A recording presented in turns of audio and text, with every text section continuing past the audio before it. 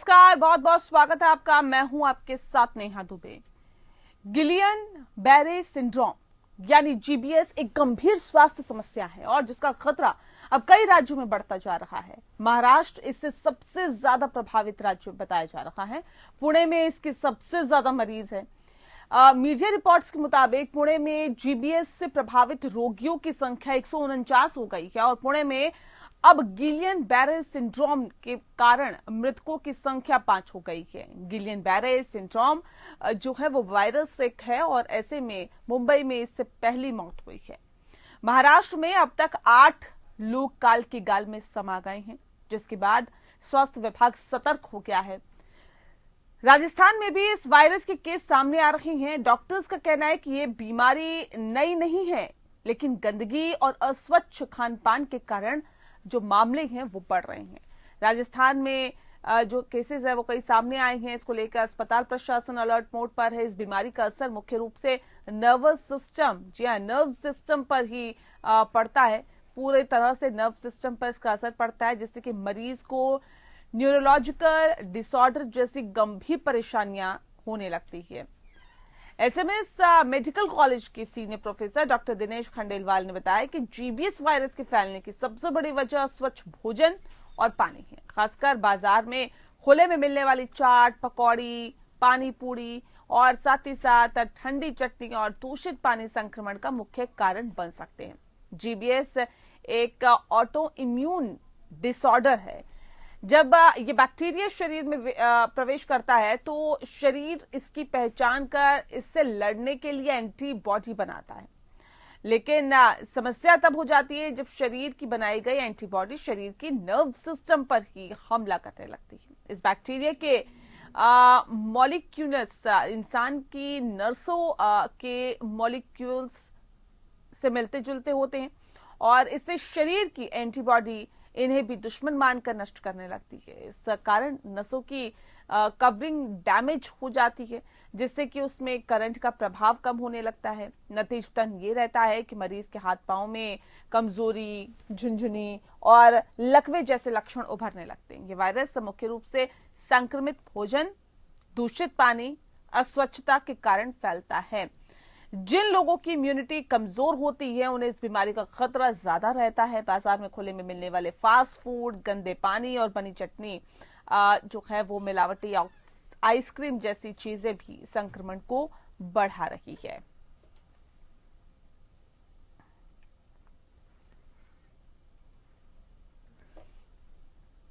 तो बता दें आपको कि जीबीएस का सिस्टम जो है, ये जीबीएस जो बीमारी है वो लगातार अपने पांव पसारती जा रही है। इसके कई केसेस सामने आ चुके हैं और ये जो केसेस हैं ये वाकई हैरान और परेशान दोनों कर रहे हैं, क्योंकि ये जो केसेस है वो लगातार बढ़ रहे हैं और इस वजह से जो लोग हैं वो ज्यादा चिंतित हैं। हालांकि बताया जा रहा है कि गंदगी की वजह से ये जो मरीज हैं उनकी तादाद लगातार बढ़ती जा रही है। इसी वजह से ये जो संक्रमण है वो फैलता है। ये कोई नई बीमारी नहीं है। हालांकि 173 मामले अभी तक जीबीएस के सामने आ चुके हैं। महाराष्ट्र इससे प्रभावित है, राजस्थान में भी इसके मामले सामने आए हैं। ये बीमारी नई नहीं है, लेकिन घातक जरूर है, जिसने तबाही मचाई है। कई लोगों की मौत हो गई है इससे और जीबीएस को लेकर जो है वो काफी ज्यादा अब सतर्कता बरतने की बात यहाँ पर सामने आ रही, क्योंकि हेल्थ डिपार्टमेंट भी बहुत ज्यादा अलर्ट हो गया है इसको लेकर, ताकि ये जो बीमारी है वो अपने पांव ना पसार पाए।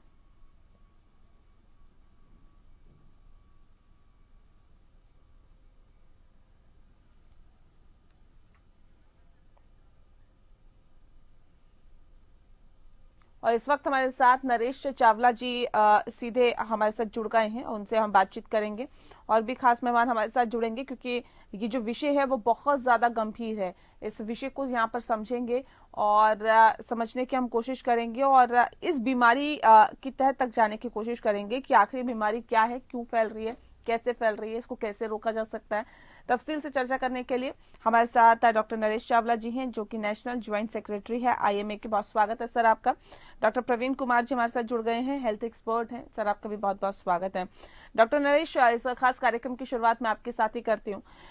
सर, क्योंकि GBS का आज हम जिक्र कर रहे हैं, देखिए इससे पहले देश ने बहुत दौर देखे, चाहे कोरोना 1 की बात करें, 2 की बात करें, लगातार लोग उन तमाम चीजों से उभरे हैं। लेकिन अब एक नया नाम सामने आ गया, GBS। क्या है सर ये GBS? हमारे दर्शकों को विस्तार से बताएं। नरेश जी, आवाज मिल पा रही है आपको? चलिए, लगता है आवाज वहां तक नहीं पहुंच पा रही है। एक बार फिर से हम संपर्क साधने की कोशिश करेंगे, लेकिन फिलहाल आपको बता दें कि ये जो है वो नर्व सिस्टम पर सीधा अटैक करता है वायरस। ये एक गंभीर वायरस है। देश में इसने आतंक मचा रखा है, क्योंकि इसकी शुरुआत जो है वो महाराष्ट्र से हो चुकी है। कई लोग जो हैं उनकी मौत हो गई है। ये सीधा नर्व सिस्टम पर अटैक करता है, जिससे कि लकवा मारने जैसी तमाम गंभीर बीमारियां हो सकती है इंसान को। तो ऐसे में हाइजीन का बहुत ध्यान रखें। और ऐसे में आपको बता दें कि गंदे जो बाहर मिलने वाले फास्ट फूड है, गंदा पानी, उससे बनी हुई चटनियाँ, आइसक्रीम, जो भी संक्रमण वाली चीज़ें हैं, उसको आप ना खाएं और दूर रहें ऐसे बाहर की चीज़ों से। ये बहुत ज़्यादा ज़रूरी है। हालांकि 173 मामले अभी तक GBS के सामने आ चुके हैं। इस पर हेल्थ डिपार्टमेंट काफ़ी ज़्यादा गंभीर दिखाई दे रहा है। और एक बार फिर से डॉक्टर नरेश हमारे साथ दोबारा जुड़ गए हैं। डॉक्टर नरेश, आवाज मिल पा रही है आपको? जी सर, ये अभी हमारे देश ने कई गंभीर कोरोना वायरस की वायरस देखे, और ऐसे में अब एक नया नाम आ रहा है इसमें, GBS। सर, ये GBS क्या है, हमारे दर्शकों को बताएं। ऐसे कितना सावधान रहने की जरूरत है? क्या है ये GBS वायरस, कैसे फैलता है, ये जानना बहुत जरूरी है। खास मेहमान लगातार हमारे साथ जुड़ा हुआ है। डॉक्टर नरेश, मैं सीधा रुख आपका कर लेती हूँ। सबसे पहले देखिए, हमारे दर्शकों को ये बताइए कि GBS वायरस क्या है। मैं दोबारा बता दूं, GBS गुइलेन-बैरे सिंड्रोम, ये एक ऐसी बीमारी है जिसमें ये वायरस नहीं है, ये डिसीज है जो किसी भी इंसान को किसी भी वायरल फीवर होने के बाद, किसी किस्म का फ्लू होता है, कोई ऐसा बुखार होता है, उसके बाद उसकी जो नर्व्स हैं वो वीक होना शुरू हो जाती हैं। उसको लगता है कि मेरे हाथ पैर बहुत सुन्न हो रहे हैं, उसको लग रहा होता है कि मेरे को सांस नहीं लिया जाता। तो ये हमारी एक न्यूरोमस्कुलर बीमारी है, जिसमें कि नर्व्स और मसल्स इन्वॉल्व हो जाते हैं। बंदा कहेगा मुझसे खड़ा ही नहीं हो जाता, खड़ा होगा तो गिर जाएगा, उसका हाथ नहीं उठा पाएगा, उसकी रेस्पिरेटरी मसल्स में अगर ये आ जाएगा तो रेस्पिरेशन में तकलीफ होना शुरू हो जाएगी। तो पहले इस बीमारी को हम बहुत ही खतरनाक मानते थे, लेकिन आजकल अगर किसी भी इंसान को ऐसा कोई बुखार चलने के बाद, जैसा कि पुणे मुंबई में हुआ है, तो उसको ऐसा हो तो फटाफट अपने डॉक्टर के टच में रह के GBS जो एंटीबॉडीज टेस्ट करवाए, और एंटीबॉडीज टेस्ट करवाने अगर ये पॉजिटिव पाया जाता है तो उसको फटाफट ट्रीटमेंट किया जाए। आजकल ये फुली रिकवरेबल है, तो पूरी बीमारी ठीक हो जाती है। ये बीमारी बेसिकली जो हमारा अनक्लीन पानी है, अनहाइजीनिक वाटर वगैरह से फैल रहा है। तो हम तो हमेशा, आज 75 साल हो गए हमारी आज़ादी को, आज भी किसी वजह से जहाँ भी अनहाइजीनिक या अनहाइजीनिक पानी मिलता है, उससे ये वायरस फैलता है। उसके बाद गुइलेन-बैरे सिंड्रोम, जो कि पोटेंशियली मौत तक कर सकता है अगर वो रेस्पिरेटरी यानी कि सांस की मसल्स इन्वॉल्व हो जाएंगी, तो पेशेंट को सांस में दिक्कत आना शुरू हो जाएगी और इवेंचुअली पेशेंट की डेथ भी हो सकती है। जी, तो ये थोड़ा सा सिम्टम्स होते हैं इसके। अगर इस तरह की कोई भी दिक्कत आपको भी लगता है, हमारे दर्शकों को भी लगती है, तो आप तुरंत डॉक्टर से कंसल्ट करें, ये बहुत जरूरी है। ये बहुत ज्यादा घातक है। ये कोई नई बीमारी नहीं है सर, जैसा कि बताया जा रहा है कि ये कोई नई बीमारी नहीं है, ये काफी पुरानी बीमारी है, लेकिन इसको एक वायरस के रूप में देखा जा रहा है। इसमें कोई शक नहीं, गुइलेन-बैरे सिंड्रोम पहले भी होता था। हाँ, हाँ। तो कोई नई बीमारी नहीं कहा जाएगा। हाँ। कोई ये सोचा जाए कोई नई बीमारी, जैसे कोरोना या कोविड-19 नया आया था, तो ये नई बीमारी नहीं है, इट्स एन ओल्ड। बट ये कभी कभी अपने इस रूप में आती है। जैसे हमने कुछ टाइम पहले सुना था, आज से 15-20 दिन पहले पुणे में बहुत ज्यादा केस हुए थे, और अब ये मुंबई में भी देखा जा रहा है, कोई राजस्थान में भी एक केस आ गया है। तो इसको ये ना माना जाए कि ये कोई नई बीमारी है, लेकिन इसकी नॉलेज होना बहुत जरूरी है। और पूरा जो पेशेंट को भी जागरूक रहना पड़ेगा, और जो लोकल डॉक्टर्स हैं, जो लोकल गवर्नमेंट डॉक्टर्स हैं, प्राइवेट डॉक्टर्स हैं, उनको भी सतर्क कहना पड़ेगा कि इस किस्म की चीज आए तो उनको फटाफट कैच किया जाए और ट्रीटमेंट शुरू किया जाए। उसको ऐसा नहीं कि कई बार क्या होता है, पेशेंट को तकलीफ होती है, डॉक्टर साहब मेरे हाथ पर्सन हो रहे हैं, वो क्वैक के पास चले जाते हैं, उस बीच में पेशेंट बिगड़ सकता है। जल्दी डायग्नोज करना और जल्दी ट्रीटमेंट करना ही इसका इलाज है। जी ठीक है, तो ये सिम्टम्स भी होते हैं और जैसे ही हो आपको ये सिम्टम्स वैसे ही आप डॉक्टर से कंसल्ट करें। सर ये बेसिकली ये जो बीमारी है किसको अपने चपेट में लेती है? महिलाओं को, पुरुष को, बच्चों को, बुजुर्गों को, किसको, या किसी को भी हो सकती है? It can happen to anyone, it can happen to children also. Young लोगों को भी हो सकती है, बूढ़े लोगों को भी हो सकती है, महिलाओं की भी हो सकती है। बेसिकली इसके लिए जो हम बार बार बताना पसंद करेंगे कि पेशेंट को ये एक तरह से ऑटो इम्यून डिसऑर्डर है। ये उन लोगों को होगा जिससे, जैसे किसी को बुखार आया, सिंपल सा बुखार आया, तेज बुखार आया, बुखार ठीक हो गया, उसके अंत पे इसको हम बीमारी को हम ऑटो इम्यून डिसऑर्डर बोलते हैं। इसकी वजह से जो शरीर की मांसपेशियां हैं और जो नर्व्स है, उनके खिलाफ एंटीबॉडीज बनना शुरू हो जाती हैं, और उस एंटीबॉडीज से पेशेंट को लगेगा कि उसकी नर्व्स पैरालाइज हो, जैसे कि दोनों हाथ और बाजू हिल हो, हाथ नहीं उठा पाता, हाथ पैर सुन्न हो गए।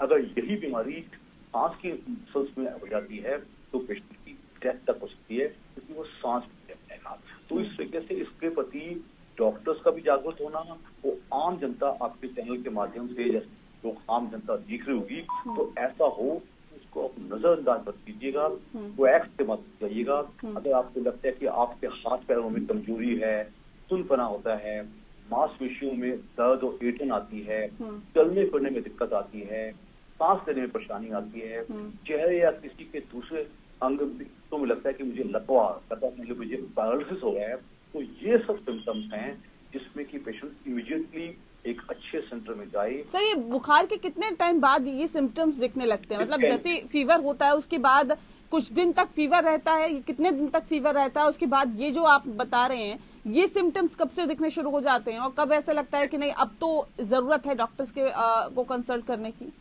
जैसा कि नॉर्मली फ्लू या वायरल फीवर होते हैं, वो 5 दिन चलते हैं। 5 दिन पेशेंट ने कहा डॉक्टर साहब मेरा हाथ तो ठीक हो गया है, लेकिन अब तो मेरे को हाथ पैर सुन्न हो रहे हैं, मुझे हाथ उठाया नहीं जाता, मुझसे चल नहीं पाता।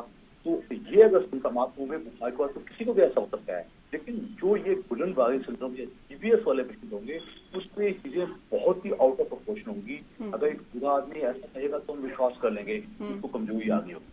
जिन जवान एक 25 साल का आदमी, 35 साल का आदमी, 45 साल का आदमी जो नॉन डायबिटिक है, कोई न्यूरोलॉजिकल डिसऑर्डर पहले नहीं है, उसको ऐसे हो रहा है, तो एकदम चिंता का विषय है। इसके लिए हमें एकदम उसकी जीबीएस एंटीबॉडीज टेस्ट करवाई जाए, और ये सिंड्रोम पाया जाता है, इसको पूरा प्रॉपर ट्रीटमेंट होगा तो पेशेंट को ना मरने की जरूरत है, ना पेशेंट को कोई लंबा पैरालिसिस चलेगा। पेशेंट को प्रॉपर न्यूट्रिशन दिया जाए, पेशेंट को प्रॉपर पानी वानी हाइड्रेशन अच्छा किया जाए, वो पेशेंट हमने देखे हैं, बहुत पेशेंट देखे हैं, वो बहुत जल्दी रिकवर होता है।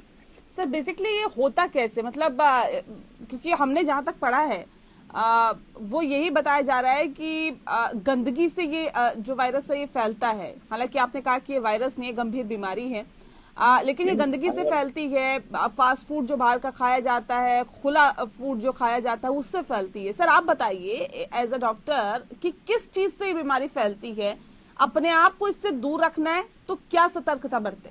देखो जी, जो आप सावधानी रख सकते हैं उसके लिए हाइजीनिक वाटर, स्वच्छ खाना, जैसे बाहर की चाट पकौड़ी या अटरम पटरम पानी पूरी क्या चीजें ना खा के ट्राई टू हैव अपना एक सिंपल हाइजीनिक जिंदगी काटी जाएगी, तो इसके फैलने के चांसेस बहुत कम हो जाएंगे।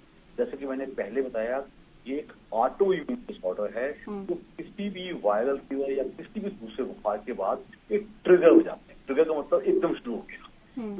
एक ऐसे इंसान को जिसको कि पहले कोई डिसीज नहीं थी, और उससे क्या होगा, इसके ट्रिगर होने से क्या होगा कि शरीर में जो हमारी एंटीबॉडीज पैदा हो जाएंगी, जो कि मसल्स पे और हमारी नर्व्स पे अटैक करती हैं, और पेशेंट को लगेगा कि मुझे तो एकदम पैरालिसिस हो गया जी। उस that is the stage. Patient को हम छटपटाएं नहीं, और नेग्लेक्ट भी ना करें और उसको एक अच्छे सेंटर में, मेडिकल सेंटर में लेके जावें। उस पर हॉस्पिटल पूरे चेकअप के बाद उसकी जीबीएस एंटीबॉडीज टेस्ट होगी। जो एंटीबॉडीज अगर टेस्ट होगी तो अगर ये डिटेक्ट होता है तो प्रॉपर ट्रीटमेंट मिलेगा। उसके ऊपर भी ट्रीटमेंट क्या है, पेशेंट को सपोर्टिव करना है। जो ऑटो इम्यून बीमारियां होती हैं उसके ज्यादा इलाज नहीं होते हैं, उसको सपोर्टिव ट्रीटमेंट देना है। पेशेंट को अगर सांस में दिक्कत है उसको सांस दिया जाएगा, पेशेंट मुंह से खाना नहीं खा पा रहा उसको आईवी ड्रिप दी जाएगी, पेशेंट में मसल वीकनेस आ रही है तो उसको सपोर्ट किया जाएगा। अगर ऐसा किया जाता है तो with in weeks, with in हफ्तों दिनों में पेशेंट की रिकवरी स्टार्ट हो जाती है। ठीक है, मतलब सर कुल मिला के ये कि हाइजीन का बहुत ध्यान रखना है और इसके साथ साथ ये भी कहा जा सकता है कि वो कोरोना प्रोटोकॉल जो हमने कोरोना वायरस के वक्त में फॉलो किए थे उसका ध्यान रखना, उसको अपनी जिंदगी में एक बार फिर से उतारना बहुत जरूरी है सर। हाथ धोना, सैनिटाइज अपने आप को करना। आपने नेहा बहुत ही अच्छी बात कह दी है। कोरोना ने हम हिंदुस्तानियों को एक बात सिखा दी है कि हम हिंदुस्तानियों को हर चीज कहनी पड़ती है, गवर्नमेंट को एनफोर्स करनी पड़ती है। तो हम दोबारा कहेंगे, कुल मिला के आज भी वो कोरोना प्रोटोकॉल जिसमें सबसे पहला ट्रीटमेंट अपनी हैंड वॉश का ध्यान रखिएगा ताकि आपके मुंह के अंदर गंदी चीजें ना जाए। हैंड वॉश आप एक बार नहीं, आप दिन में 10 बार कीजिएगा। अगर आप हैंड वॉश के लिए पानी नहीं है तो आप सैनिटाइज कीजिएगा।